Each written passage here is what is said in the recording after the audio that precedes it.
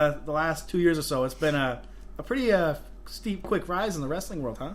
It's been a lot of fun, and there are things that I get to do. I've been backstage with people like Tommy Dreamer twice. I get to be backstage with John Morrison next month. Things like that still absolutely blow my mind. I mean, I've had social media conversations with people like Shane Strickland. I've had with the Rascals who are on TV. That kind of stuff just blows my mind. I'm just a wrestling fan that happened to bring my girls who happen to really like it. So I happen to use one of my hobbies and turn it into something that people really enjoy. It started out, I took a few shots here and there. I'd post them on the Impact Wrestling page. And then, funny enough, it was a show here in Marshalltown. It's the first time Troy Peterson and I really had a conversation.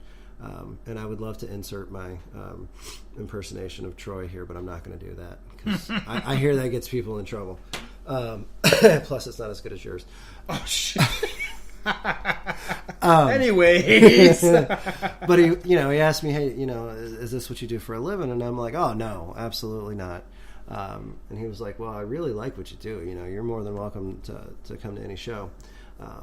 And so I really appreciated that. And the girls love it. And I say all the time, the second that the girls lose interest, I'm going to walk away. But I don't know. Wrestling, I'm very accepted in the locker rooms. I have, like I said, I have people that are genuine friends. Austin and I just had dinner before we started filming this. It was the best dinner you ever had. And I just said filming. It's not video, it's audio. Yeah. Jesus, you rub off on me and make me stupid. Maybe it was Tyler. Anyway,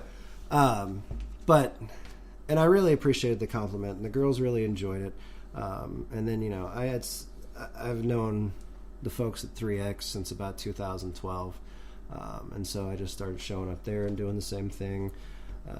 And then the next thing I've got folks that are reaching out to me, which is, it's still humbling. It's still sometimes mind-blowing. Because I can tell you, and Austin can vouch for this, there's no bigger critic of my work than myself. Absolutely. He'd be like, oh my God, this is mind-blowing. I'd be like, it's absolute shit. Sorry, excuse my language. You can swear, these are explicit episodes. Okay, good. It's absolute shit, and I'll point out things that are wrong with it.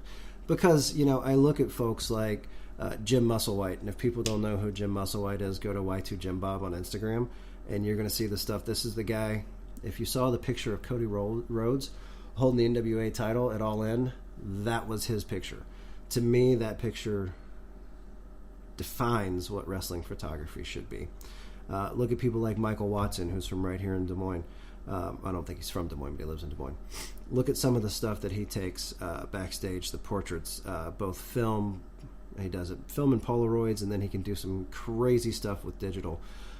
So anytime somebody like yourself tries to say, oh man, you're so great, I look at guys like that and realize that there is so much further to go. However, I will look at stuff. I'll give you a perfect example, because when you talked about the first Flex Appeal promos on episode 1, stupid Tyler. Okay, I'm gonna stop talking about Tyler. He's giving him more. I know, I'm just giving him more stuff. But when you talked about those, I literally went and pulled them up, found them, and sent them to you. Specifically, the one of you rubbing baby oil on them. And the funny thing about that is, if I had to use that as a promo picture now, I would never send it to the talent. I would blame malfunction on equipment, because that picture, I mean, it's awful. However, at the time, I thought it was good. But like I said, Michael Watson, who I can't thank enough, because Michael Watson's the reason that I'm with Revolver. Okay. Because I knew he shot for them. I asked him, and then I talked to Phil Stamper, and then the last Revolver show. I don't know if you saw it, but it was kind of a proud moment for me. Sammy Callahan from the Revolver page kind of put me over huge, along with people that I really admire, like Michael and Mouse. And then in one night, and again, I don't like putting myself, again, I look at things and I realize I have so far to go, but it was really cool in the same night for people like Eric Cannon, Jimmy Jacobs, Shane Strickland, Trey Miguel, Tommy Dreamer, in one night within an hour, to post pictures of mine and give me credit which is something that we're going to cover later. Yes, it is. Give me credit and then, and thank me. That kind of stuff is absolutely nuts. And there are guys that have it happen to them every weekend with names that are just as big or bigger. But, being able to do things like First Wrestling had David Arquette up in Minneapolis. And the fact that, I am comfortable enough to reach out to Eric Cannon and say, hey, I know you've got photographers up there, but is there any way I can come shoot a little bit? He's like, absolutely, come on up here. Stuff like that. I mean, that to be able to build that in just a couple of years, it feels really nice. And it feels really nice to, I had David Arquette share a picture on Instagram. I don't know if you saw it. Go to David Arquette's Instagram. It was him versus Cole Cabana facing off. I think it's actually my profile picture on some of the social medias. Yeah, it's pretty sweet ass. I really liked it. By the way, David Arquette is an absolute sweetheart. I'm not trying to name drop when I do that. I'm trying to think of people that, I haven't done this or I haven't done this. Oh, I'll never be able to do this. In 2 years, the stuff that I've accomplished, along with, having a day job, having 4 kids, having a wife, trying to have a real life. If there's something out there that you're trying to reach for, you can do it.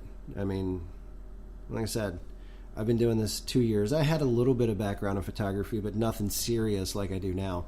I would say that in a 24-hour day,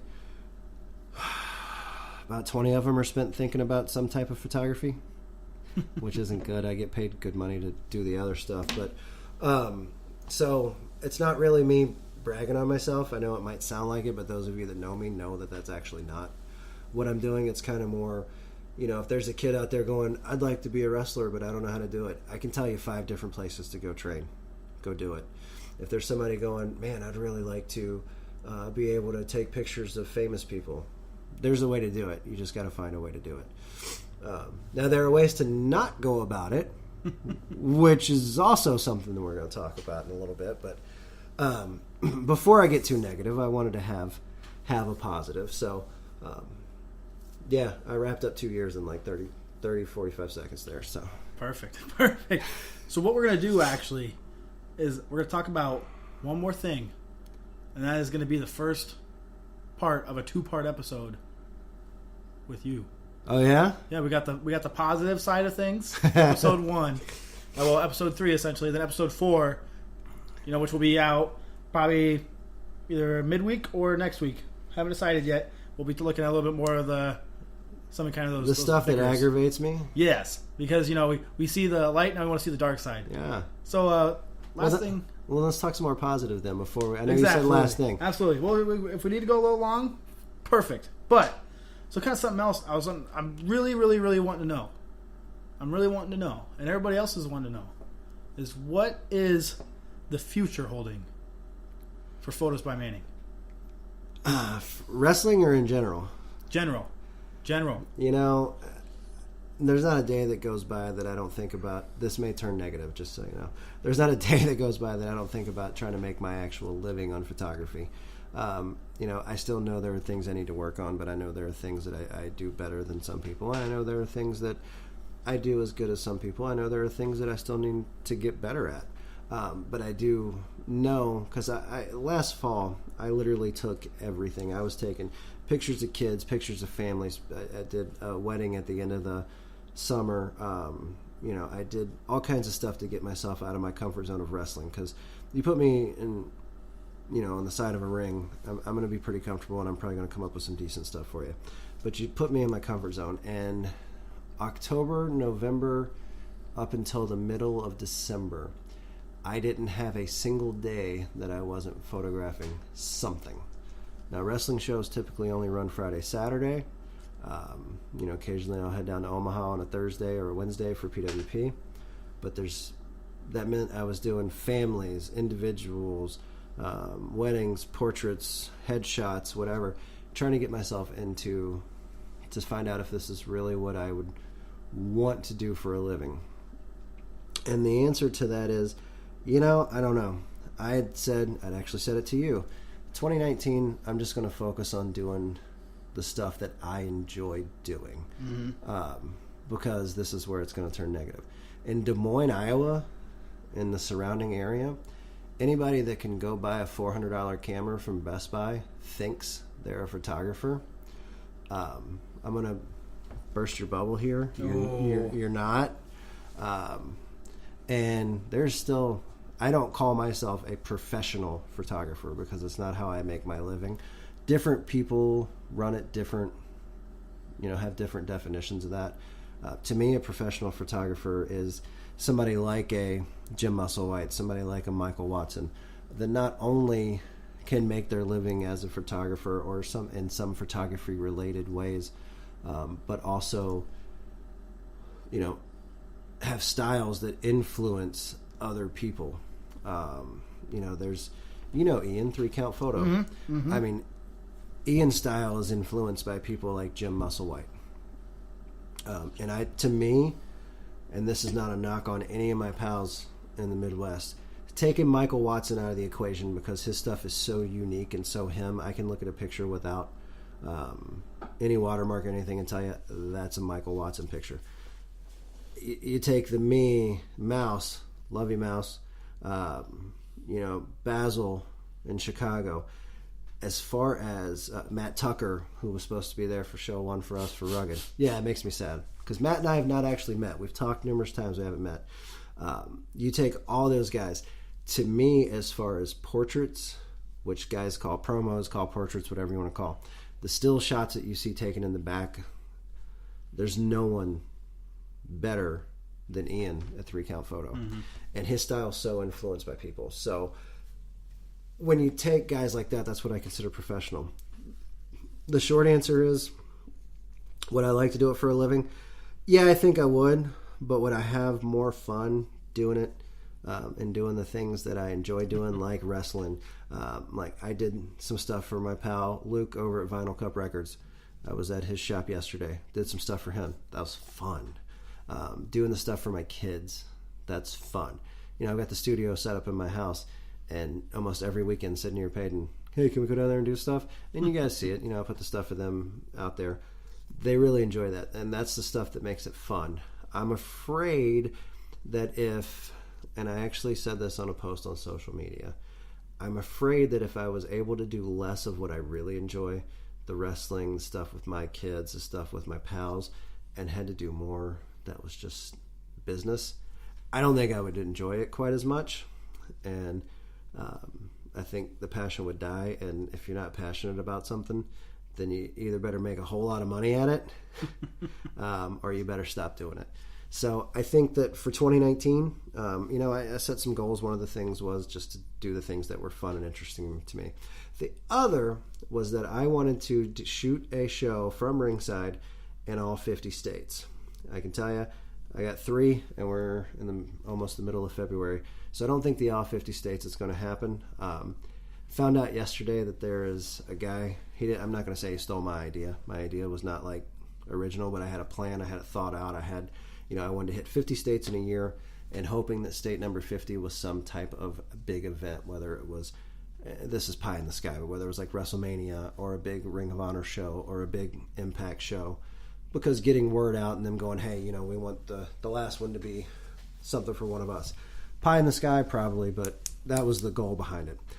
50 states in 2019 probably isn't going to happen. Doesn't mean I'm going to get rid of the silly hashtag. Doesn't mean I'm not going to keep count of every show, every state that I go to. I'll be in Kansas this month, so that'll be number 4.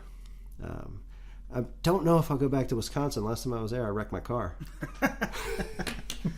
Jeez, I remember that. That was not fun. That was the wrestling marathon weekend for all of us.